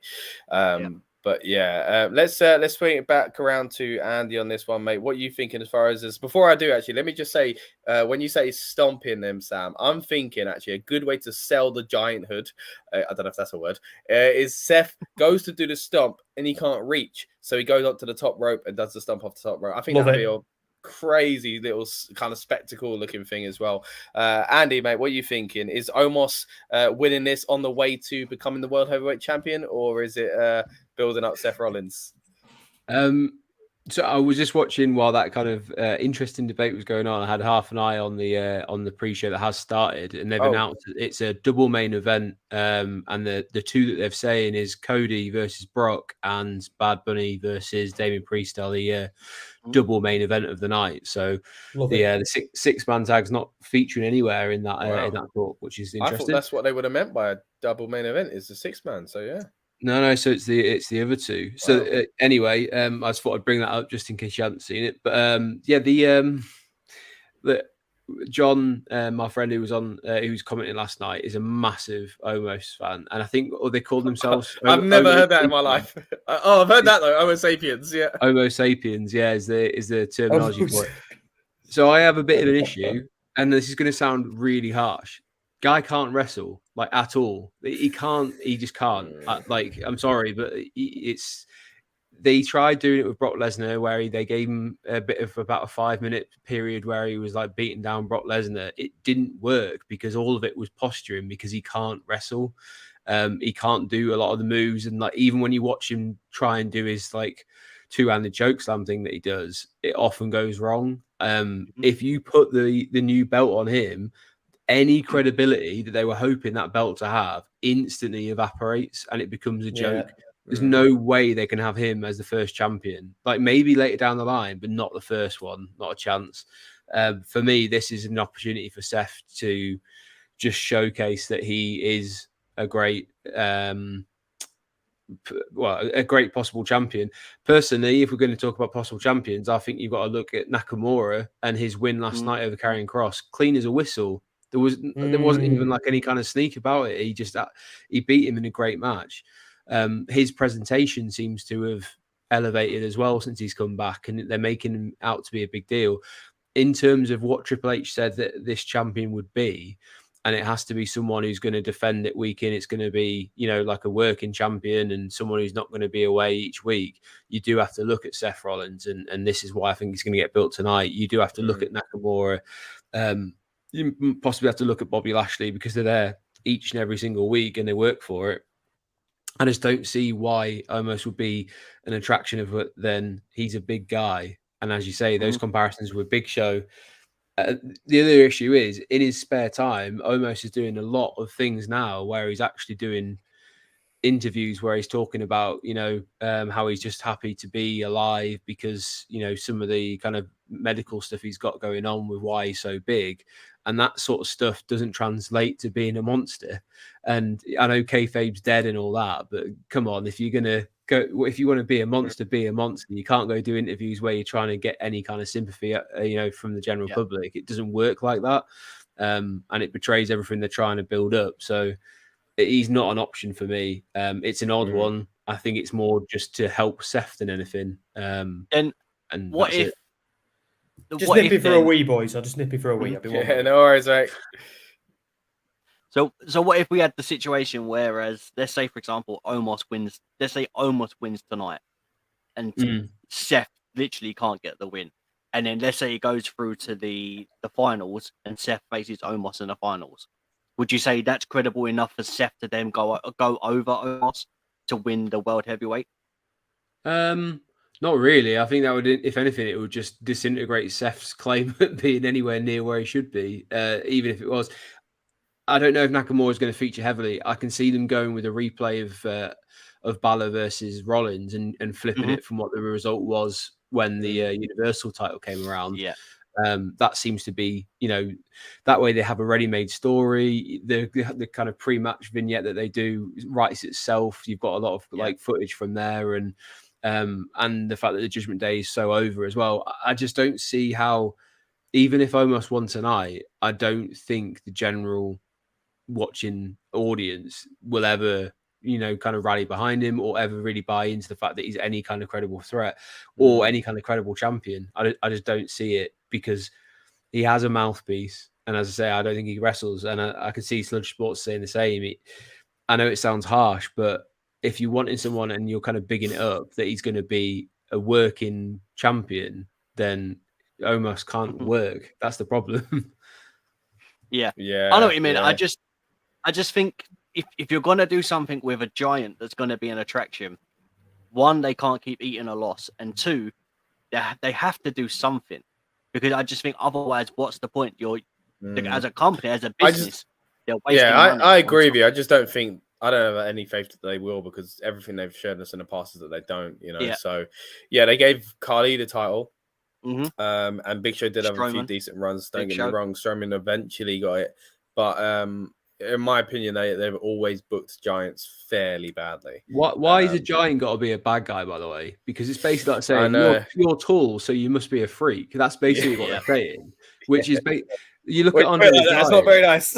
No, but that's kind of what they're saying, isn't it? Yeah. It's kind of like, oh, you know, if you're over a certain height, then you must be a bad it's guy. scary, which is weird, because when you you look at the history, Andre the Giant, for the majority of his career, was a face, and he was beloved as well. Like, people didn't like when he became a heel, and it actually meant something. So why can we not have Omos be a bit of a gentle giant until he's in the ring, and then he kind of has his like little kind of, or his big explosion of aggression? But outside of the ring, he's a nice guy. So steer into it, make him a nice guy. I think the most love he's got recently in all these Homo sapiens and stuff like that is, I don't know if you saw, but someone discovered his like Instagram account that he has for his art. Like, he just draws like, I think, anime characters and stuff, and people are like, "Oh, what a guy!" Just like, you know. So I think it's, if anything, yeah, maybe that's a route to go down with Omos, just the baby face, like, you know, and tell that story of his health. My fear and is, stuff like that. if you do that, the next time we see him, he's going to be sitting in the corner with an easel doing bloody paintings and Picasso and all paintings, because that's the sort of thing we'll get. They'll probably dive into that just a little bit too much. So you're probably right. Maybe we shouldn't give them that kind of idea, to be fair. Let's start some more. For some reason, wants us to know any betting advice on who's going to win the Champions League this season. I don't know why you've come to us for that, mate. Yes, we do have a football channel, but this isn't it. But hey, we'll throw it round. You know what? It's probably going to be Man City, isn't it? So hopefully not. But I don't think you get much value there, though. I'm pretty sure they're like odds on Vega, aren't they? Yeah, probably. Yeah. So there we go. But yeah, if you do want to see us talk football, we do have our football channel, the Rebellious Noise football channel on YouTube as well. We're going to bring Sam back in here as well. And let's go back to one of these other comments I saw earlier on just about this match before we wrap up on it and move to the next one. Is Sludge Sports saying that Seth wins and Drew comes out. We haven't seen much of Drew lately. Of course, a lot of stuff about the contract situation being up in the air and stuff like that. We won't dive too much into that or Drew, but any thoughts that Drew could pop up here or be thrown into that title picture? No for you, Rob? I don't see it. No for you, Sam? I don't know. Like, I like the idea, but I don't want to be really disrespectful on Drew, but as much as I think he's been fantastic, he's got a great rep at the back, for being a locker room leader and all that from what we read, and he's phenomenal in the ring, on a mic. Absolutely led by charge when it was the COVID era and stuff like that, put the company on his shoulders and march through. My only concern is this: I don't think he's ready for that title right now, because we're talking about, if we need someone to really elevate it, last time Drew had the title, he got stale really quickly. So that would be my thing of, he gets the title as a, oh, we're going to give you the title, and then obviously with contract disputes and stuff. I just think even without the contract, Drew should be within around it, but not right now. I just think if it's going to anyone, as you rightly said, it should be Seth or Finn. But I think it is another one. Drew is kind of in that Cody position of, I would love to see him have the title, but he just doesn't need it now. Like, keep him away from it for a while, let it get a little bit of a heritage, a lineage, then they can go for it. All right. Anything to add there, Andy? I think with Drew, he's in an awkward position, because I get that it's supposed to be kind of, we don't know if it's true or not, and it's all kind of gossip, and I don't really like kind of going into that side of things. But if it's true, I think he's got to look at himself a little bit and say, is it to do with the booking? Is it to do with like what I'm doing in the ring, that they're not giving me the money I want to give? Can I get that elsewhere? Do I just want a new challenge, etc.? But I think there is money still on the table for him in WWE, but you've got to present him differently. Present him, I think he's got to be a full heel. I think he's got to be just a kind of like a destroyer. This might be a bit controversial. I would put him in like some tights instead of trunks, just to give him a little bit of a different presentation as well. Make him look, or like also some sort of trousers where it's like, okay, this is new Drew. And I know that sounds really simplified, but if you do that and you change his presentation in the ring, people will be a bit more like, oh, okay, he's got a new look, he's got a new attitude, I'll buy into it a little bit more.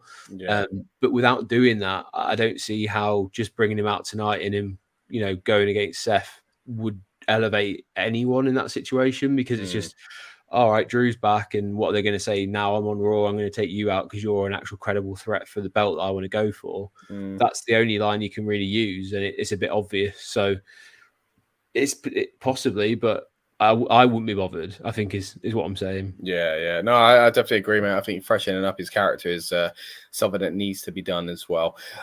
Just want to swing it back around to you guys and kind of, first of all, say thank you so much for joining us tonight. It's been great chatting to you. We always enjoy doing these build-up shows. They're fun, laid-back streams, and the idea is always to get yourselves and ourselves hyped up for the event, and I always feel like we do that, and couldn't be done without our fantastic guests as well. So just want to give you guys a chance to kind of plug your stuff and let us know where we can find you as well. We've had your Twitter handles rolling on the bottom of the screen throughout the stream as well, but of course let us know where they can find you as far as the rest of your work goes as well. So firstly, Sam, thank you for joining us. Where else can we find more of you?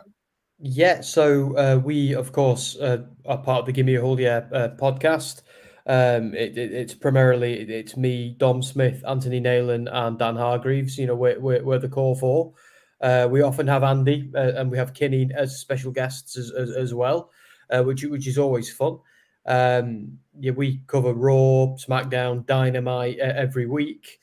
We also run WrestleSphere, which is it's part of Dom's Soundsphere magazine. It's a more journalistic endeavor than Give Me a Hold Yeah. Give Me a Hold Yeah is for fans arguing about wrestling, where WrestleSphere is much more focused on the interviews, the features, not so much the news, because we don't want to, be considered a dirt sheet or anything like that. So it's WrestleSphere is mostly about features and mostly about interviews with wrestlers and things from a new angle.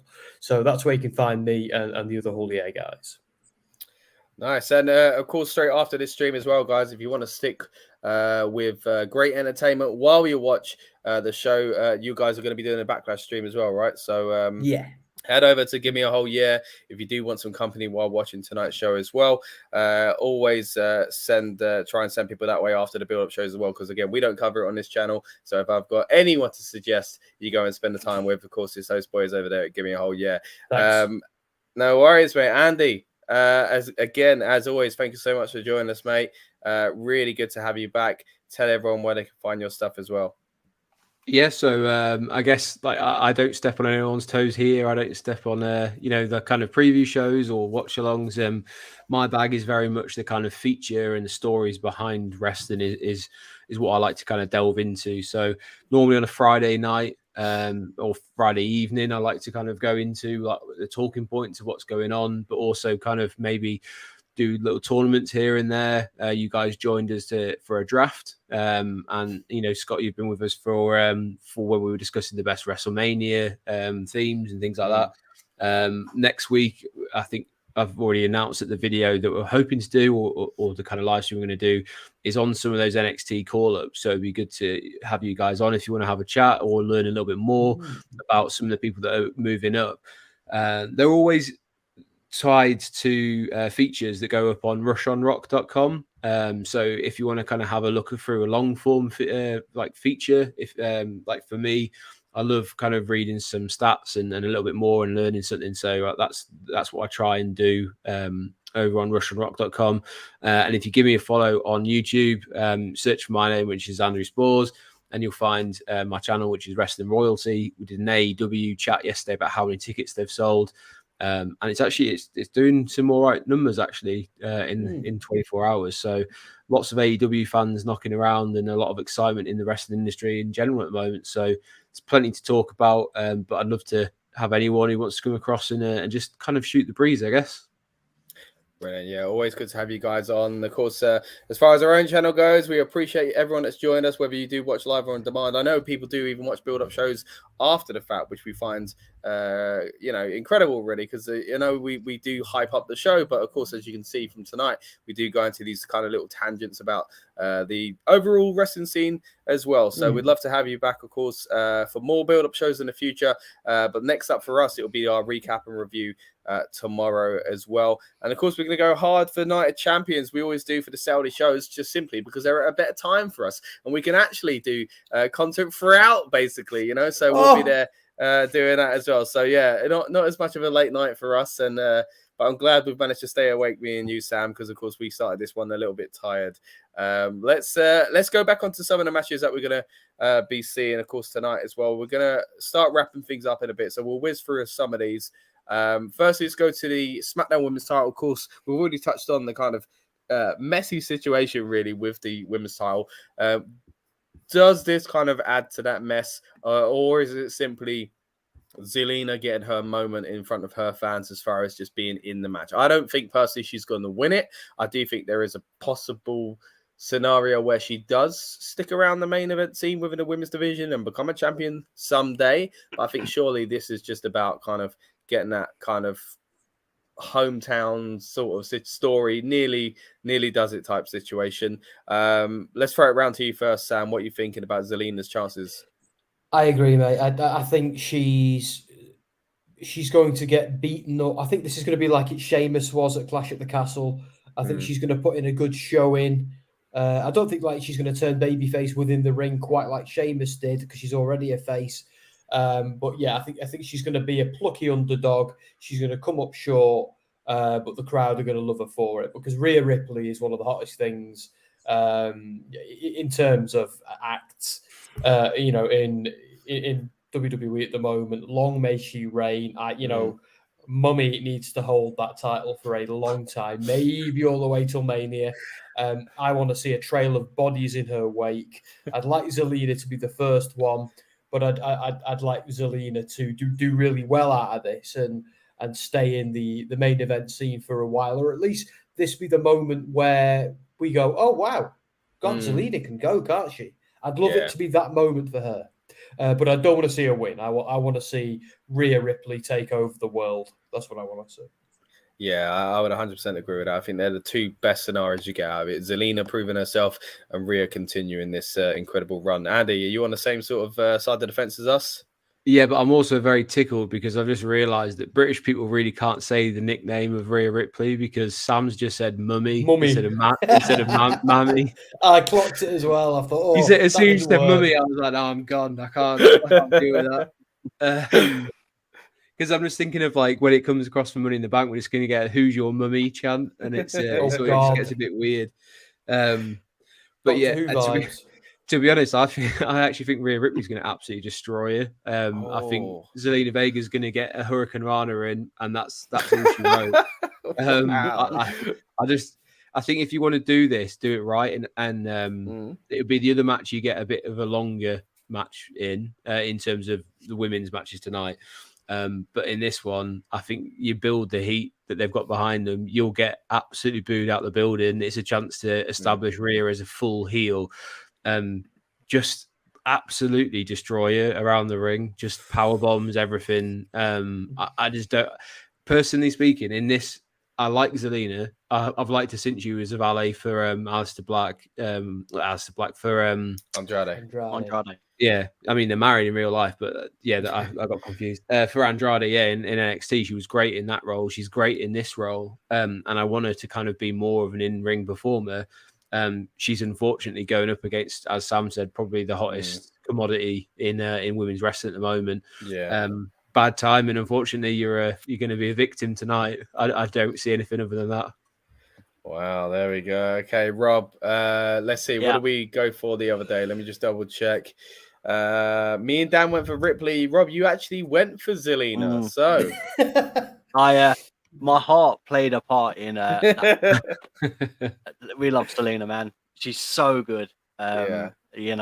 Just obviously being away and then coming back again, and then obviously she had this bit of a weird heel run, and then I forgot about that. I forgot she even left. Wow. Yeah, she went and then come back again. Obviously this weird heel run, and then kind of generated, and with the LWO, I mean, Fella Luchador, I think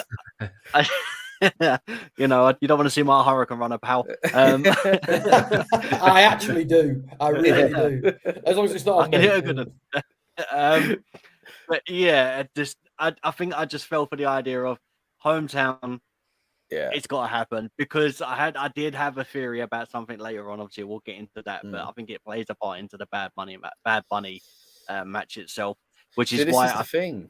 Yeah, there could be a connecting point between Judgment Day matches here. Of course, this has been very heavily tied together. You know, we saw it on SmackDown again with that fantastic moment at the end of the night as well. Yeah.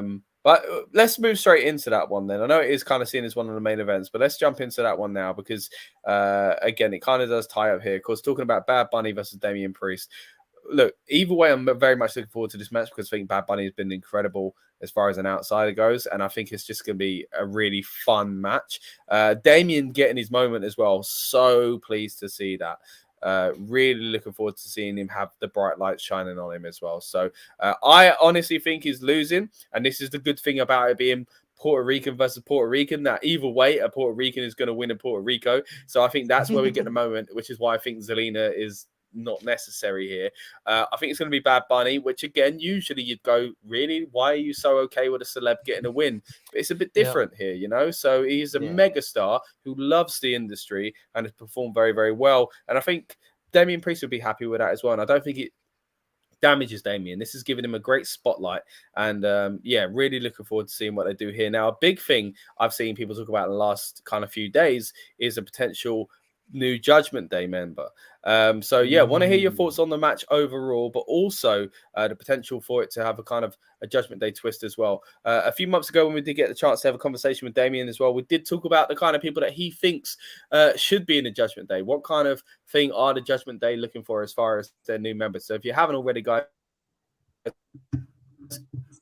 give that a watch as well once you're done with these streams here. Let's throw it round to Andy first time on this one. What do you think, mate, as far as this match goes? And will there be a kind of connection between the two stables in it as well?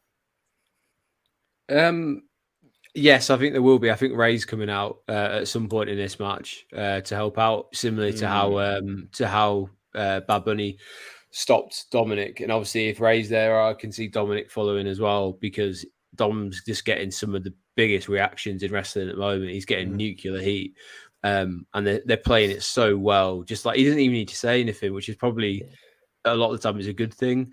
He just kind of has to start a sentence and then just look at the crowd and they go off it, which is great. It's really cool to see. And I think in terms of this, maybe it's me being a nearly 34-year-old guy from the northeast of England. I don't know that much about Bad Bunny outside of WWE, but everything I hear is he's headlined Coachella, and I think he headlined it a few times, and he's selling loads, he's getting awards left, right, and center, etc. And I think he's in a few movies as well, isn't he? So he's doing very well for himself. So it's cool that he's such a big wrestling fan, and this is like just a big event, and seeing him in that old school WWF jacket was amazing. Like that's how big he is. He can get away with having this scratch logo. I thought that. I thought there's a mad panda somewhere with a steel chair coming after him. So it's really cool for him to kind of like be so invested, and I think it's all kind of been laid out very well. And I guess the big winner in this, as you kind of alluded to, is Damian Priest. Didn't get anything at WrestleMania. Arguably, this is probably bigger for him. Like he gets to go home, have a match against one of the biggest stars, in the scene at the moment. And in a hometown crowd, I just think like you can't really dream much more of a better scenario up for him. And he doesn't even need to win. That's the great thing. Like he could win, but I would said if Raw was in San Juan on Monday, I think he would have won, and I think he would have got like some massive like reaction on Monday. But here, because it's kind of moving on, I think into Jacksonville on Monday night, I think he's losing here, and they just kind of send the crowd home happy with the help of probably Ray and the LWO, unless they want to do something crazy and have the LWO turn on Ray and Bad Bunny tonight that way. But that's the only way I see him winning is with help elsewhere. Okay, Sam, what are you thinking about Andy's thoughts there? I'm coming at it from another way. So I reckon Bad Bunny is winning this, but I think they've got to really be careful here because there's a lot of smart marks like us who are going to be a bit frustrated with a celebrity beating especially a big monster heel like Priest. But it's like Andy said, it can be done and it can be done right. Oh no, sorry, Scott, it was you. It can be done right. And I think they need to make it a beat down. They need to really lean into the Judgment Day heat, have Priest batter Bunny, but Bunny stay plucky, fight on. But I reckon Judgment Day, he can't put him away. Priest can't put him away. So Judgment Day interfere, they batter Bunny. LWO and Rey Mysterio come out, massive pop. We have faction fighting faction. Yeah, it's a street fight, so it's a street fight, isn't it? Yeah, good point. So they can't throw it out. So we are going to see both factions batter each other. Yeah, I love the idea of JD McDonough being the new member of Judgment Day. Yeah, because him and Balor have a lot of history going back. That'd be cracking. But I do then think in the chaos, Bunny gets the win, and the crowd erupts in happiness. The heels get chased off, and that is how they send San Juan home with that. That's what I think is going to happen. But I also like Andy's booking as well, so now I'm unsure, but we'll see. Rob, mate, throwing it around to you. What did you say at the time? You were the only one that said Damien Priest, mate. What was you on that day when we were doing the predictions? High on hopium. So look, listen, my thought was the fans are going to be happy with the idea of Vega winning, right? And then for the final, I guess I'll be saying that this is the main event, or is it Brock and Cody? In my opinion, this should main event. I hope this goes on last. I hope it does. Yeah. So in my opinion, this should be last. Much I love Cody, but this should be last. And my thought is, it's going to be the kind of what you guys have described of is going to be Bad Bunny just almost getting a win. But in the end, especially with the new member of that Judgment Day kind of floating around and stuff like that, to play off of what I think is going to happen, I think Bunny is going to be on the menu for Judgment Day tonight. Judgment Day are winning. Because imagine the nuclear heat for Judgment Day in the Damian Priest hometown. The nuclear heat. I mean, they already get it. They want to make a faction over. They want to make them the biggest heat attraction right now for just being hated. If there's ever time to do it, it's now, because that's going to make them so much more further. Yeah, exactly. They are already quite close to it. I mean, as I guess Andy said, all Dom needs to do is hold a microphone near his face, and the crowd just go awful. You know, ballistic, they go ballistic. So imagine that, but then double with Priest. And then if someone else comes out as well to level the playing field, with JD, I can't wait. This good. I think this is. That's the way I see it going down. Is a potential Judgment Day member. I haven't thought of anyone, but now that we're seeing JD, I'm thinking, that makes a lot of sense actually. So, Side Sports also says no disrespect, but now I'm getting kind of confused on your predictions. My brain hurts. Sorry, man. We're coming at you with a lot of different theories here, but that's the beauty of it, isn't it? Debating this wrestling with each other. So, but thank you so much for joining us. We hope you haven't hurt your brain too much, and appreciate your comments here as well. We're gonna hurt it a little bit because we are gonna start wrapping up again with some of these final matches as well. So I'll be kind of brief on this one here and kind of lay out what I mentioned the other day in my predictions, that I think the Bloodline are winning because I think the idea is to make them look weak to then make them strong, and turns out they're all in together again. And I think this dissension is going to continue. They will kind of tease it again, and Solo will turn, or Jay will become the hero, or whatever. Something's going to happen in the future, but that's the key word for me, the future. I don't think right now we're getting any kind of dramatic split in the Bloodline. So let's throw it around to Sam on this one first. What are you thinking here, mate? See, I hope you're wrong this time, mate. Because no, I really do. Because I want to see some real story progression now. Real progression.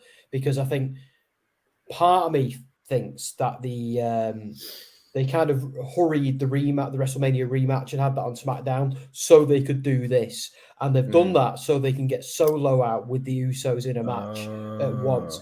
It's not just about showcasing Riddle, which is part of it too, but I think this is about having Solo with the Usos. They also need to lose, in my opinion, because I think Sami and Sami and Kevin need to keep this win streak going. They need to stay strong, and there needs to be more dissension in the bloodline, especially with Roman coming back this week. How terrifying is it going to be if they've just had that loss and Roman's back now? The dissension in the bloodline is the thing that I want to see now. I don't need it to happen tonight. I don't need to see Solo, Samoa, Spike anybody tonight, but I do need to see Heyman whisper something to him and then glower at his brothers. Like they need to, the pot needs to reach boiling point before Roman gets in. That is what I want to see. I never thought of your idea that they can win and then everything's okay until it's not okay. That could work, but for me, I'm sick of them spinning the wheels now. I want to see some drama. I want to see something go down. But if that is to happen, if we get a Sami and KO win, that does mean other predictions might not be happy endings. Some of the ones we had from earlier, such as Cody or such as Bad Bunny. So it'll be interesting. There could also be some shenanigans in this match.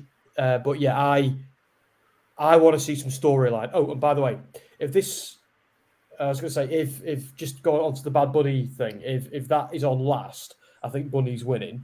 If Roman, if Cody and Brock are on last, I think Cody's winning. But it becomes precarious whoever isn't in that top spot. Anyway, there we go. Okay, some interesting joint thoughts here for who could join them Judgment Day. Ali or Madcap Moss. I mean, give them something to do. Don't get me wrong. But Mustafa Ali had an interesting time with a stable. I'm not sure the answer to him is to throw him in another stable. So, Andy, what are you thinking, mate, as far as the bloodline goes? Is this the beginning of the end, or are they stretching it out a little bit further? I hope not. I'm definitely at the stage now where, as Sam said, I need some drama. I need some progression, because this is the biggest spin your wheels, treading water kind of match we've had in a little while, because I think it was one of those ones where it was obvious it was going to happen, but then with everything else that's kind of going on around it in terms of a new belt and a new and then the draft as well, it was just kind of like let's just throw these guys in because they'll do a solid job for us. But they have definitely been teasing over the last few weeks that Roman is ready to pull the trigger on something, but we're not 100% sure what, because I think it was more prominent at the end of that rematch where Michael Cole had said when Solo was coming out, but why is he here? And they were kind of really plugging that line of why was he coming down? What was he going to do? And I was kind of just thinking, well, he's obviously coming to help them win the titles, but they seem to be hinting at something which they hadn't really done before. So having that line in there certainly suggests to me that it'll be Team Riddle, or whatever you want to call them, are going to get the victory. I can see Solo even maybe Paul Heyman taking a phone call and Solo just dropping the Usos and walking out on them, leaving them just to have turned into more of a handicap match. But and then that will be explained on SmackDown as to why he walked off. Like a punishment or sort of thing from Roman. Yeah, something like that. But yeah, I think they'll make a big deal about Heyman getting a phone call through the match, because they have this little thing where he's getting phone calls at the most random times, having him in the middle of the ring doing a promo with Seth Rollins and then suddenly getting a phone call. It seems to be that they're building it some way down there. But yeah, I can see Solo skipping out on the Usos tonight or doing something along those lines anyway. All right. Rob, any quick points to add to that? Again, we're kind of cutting fine on time now, but Bloodline for you. You went for the Bloodline winning the other day. So are you the same as me, thinking it's all kind of just a little bit of a swerve here? Yeah. So I went with the mindset of, obviously we've got the thing going on in Saudi, and obviously not to get political and stuff like that on this channel. With the idea of Sami not being there, obviously for his reasons. Obviously Owens being his best friend, Owens isn't going to be there. So my thought is basically, and you call them New Day then. Owens and Zayn and Riddle are going to get beat down and basically mullered by the Bloodline, injured. And that's going to be the reason why they're not there at Champion. So they'll take a couple weeks off, and that'll be proving themselves to Roman Yeah, I and like then that. something happening. So I think tonight is basically that. All right. And now we'll get into what looks like it's going to be the other main event as well. Cody Rhodes versus Brock Lesnar. Strange one because judging by SmackDown, well, just every time you see Cody Rhodes, really, you go, should have gave him the belts, really. But yeah, this one, we still don't know why Brock's doing it. We still don't know why WWE did what they did. But I'm looking forward to the spectacle of these two big names going at it. At the same time, I'm like, it doesn't mean anything. The only thing it really means is Cody needs to look strong. And I think that's the kind of overarching thing for most people here. All of us on our prediction stream went for Cody.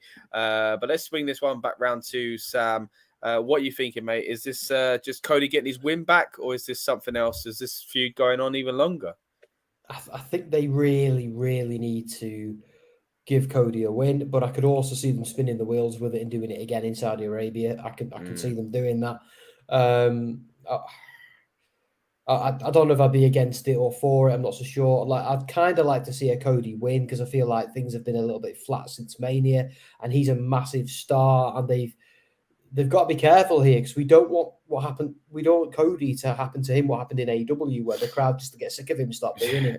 Yeah. I'm really worried about that because he was so over before Mania, and now there's almost an audible groan when he goes, "What do you want to talk about?" So I'm just a little bit worried. So I'd like him to win. I'd like an answer as to why Brock attacked him, because I've always been of the view that surely Brock wants the belts off Roman as quickly as possible, so he's freed from last year's SummerSlam stipulation, and he can go for them again. Or is Brock going to go after the heavyweight? Well, we don't know. But I think I'd like, again, some more storyline progression, and more than anything, though, as Andy and I were discussing last night, I want this to be more along the lines of, say, Brock versus Danielson, AJ, and Balor than, say, Kofi Kingston or Rey Mysterio. I don't want this to be a 30-second squash fest. I get it's a Brock Lesnar match, so it's going to be less than 5 minutes. That's fine, but can at least be good. I just want it to be good. Have some storyline and have a point, and tell us as to why it happened. Just give us something. Just a bare minimum. That's all we want. You know, a good match and a reason for it. Yeah, it's not hard. I don't get why. I don't know if they're getting this wrong on purpose or they just don't know what they're doing sometimes. But please, for the love of God, let's have this go somewhere and be entertaining. That's all I ask. Yeah, no, I completely agree with you there, mate. Andy, you on the same side of the fence again? Yeah, I think it can go one of two ways. You either get a Brock absolutely demolishing Cody in that kind of ricochet, Kofi Kingston, as Sam said there, or you get a plucky win by Cody where he kind of barely survives but does get the victory. I know we run out of time, but can we just also talk about what's going on with Brock Lesnar's look at the moment? He looks like somewhere between the Undertaker and the bad guy at Jeepers Creepers. What's going on with the trench coat and hat? Oh, I like that. I like that Jeepers Creepers. Wow, that's a reference. Yeah, I don't know. He's having fun with it though. I mean, don't get me wrong. Evil would be terrifying. Can I just say, Jeepers Creepers bad guy or Brock Lesnar? Like, I don't know which one I'd rather see at the side of a road dressed like that. The Creeper. Possibly, yeah. I think Creeper versus Brock.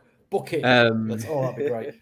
Yeah, I think Cody's kind of shouted out a few times, doesn't he, when he's been separated with security? He's like, "You're going to make me earn it," or something. So I presume that's the story they're trying to tell, is that Cody's going to have to earn his way back to Roman, and I think potentially could get a win, turn up on Raw tomorrow, and then just as he's like, "Right, cool, I'm back on track to go to Roman," someone else picks a fight with him, so he's like constantly waylaid and sidelined until I heard someone on our stream yesterday had an outlandish shout of saying he could be one of the first ever back. I don't know if it's first ever or first in a while back-to-back Rumble winners, which is how he gets back into Roman for 40. So I think this is just his earn it story more than anything. Yeah, I think you could be right. It'd be interesting to see if they did do that, because I think by the time Rumble comes around, there could really be a feeling that Cody's got quite stale. So I think it is a very risky move. But we'll see how we go with that one. Rob, before we wrap out, have you got anything you want to add to quickly on that as well? I reckon the that this could be one of the best matches we're going to see with Brock over the last few years. Obviously, as Sam said, with some reason, Brock seems to work well with smaller guys. AJ Styles, for example, Daniel Bryan, Finn Balor. Those sort of size guys. Cody's a little bit bigger. He's thicker in size with muscle. But that doesn't mean that he can't go. He's a phenomenal guy in the ring. And the way he can put on, just look at what he done with Gunther at the end of the Rumble. Even if we get something like that with Brock, I'm happy. Whoever goes over, I don't know. Obviously, my heart says Cody because obviously we love Cody. If Brock goes over, there's more of a story. Does this run on through, the SummerSlam? Is it something that happens there? Do we get it again? Is it? I don't know. That I really don't know. Obviously, I've predicted Cody, but I don't know which way it's going to end. But as I said, I think as everyone else is saying, just give us the reason why he attacked him and a good match, and I think we're all happy. That's all we want. Again, the bare minimum. But either way, guys, it's been great chatting Backlash with you tonight. Really looking forward to the show now. And again, it's exactly what we want on these streams, is to kind of get ourselves and everyone else hyped up for it as well. And the fact that we've even found a lot to kind of dig into about Seth Rollins and Omos just shows that maybe this show's got a lot kind of waiting for us, so looking forward to the show even more now. So very, very pleased with that. As always, thank you very much to Rob for joining me here tonight, but a special thank you once again to Sam and Andy. Once again, check out all of their content throughout Give Me a Whole Year, Wrestling Royalty, and WrestleSphere as well. And once again, thank you boys for joining us tonight. Thank you guys. Thank you for having us. I'm gonna love you and leave you because I've got to go and jump onto the Give Me a Whole Year stream and get that ready. So I'll catch you soon, guys. Great stream. Had a lot of fun. Hope you have me back. And Rob, I'm sorry for interrupting you twice, or was it 3 times in the end? It's fine. I'll make it 4 times next time. Don't worry, we all do it. Don't worry. Take care, man. And go soon, join those over there for the live stream. Take care, mate. All right. Once again, thank you to Andy as well, man. Good to have you on the build up again, and we'll hope to see you for the next one. Yeah, my internet was a bit better tonight than it was in downtown LA or wherever. Yeah, a little bit. Yeah, a little bit. Yeah. No, I really appreciate it, though. My pleasure, mate. And have a good night. Hopefully, have a good pay-per-view as well. Or sorry, premium live event. Have a good premium live event. That's it. Come on, this got to stick with to the correct verbiage, mate. Come on. All right. See you later, man. See you guys. Bye-bye. Later. All right. And Rob, as always, buddy, thanks for joining me on the stream. Are you hyped up for Backlash? I am, and I think I hyped myself up for Omos versus Seth, which is strange. I'm in a good mood, man. I'm looking forward to it. Like I said, when I came on the stream, I was knackered. And now, I actually think I can do this now. I can stay up and watch it tonight. Thank you to everyone that's watched live as well. We really do appreciate all the comments. And, of course, anyone that does watch on demand, we appreciate you and would love to hear your feedback as well. Again, we'll be back tomorrow for our recap and review. Times to be confirmed and things like that. But if you stick with us on this channel, you get a notification, of course, if you subscribe and ring that bell as well. So, would love to see you back tomorrow. I've been Scott. This one over here has been Rob. We've been a Rebellious Noise Pro Wrestling channel. And we'll see you on the next one. Thank you. Welcome to the Rebellious Noise Pro Wrestling channel. On this channel, we bring you some great content from inside and outside of the squared circle. We will go through and offer some in-depth analysis of the biggest events of the year, as well as bringing you exclusive interviews with some of the industry's biggest names. There will also be live show reviews, in-depth features, and podcasts. So make sure you give that subscribe button a slam so you don't miss any of the action.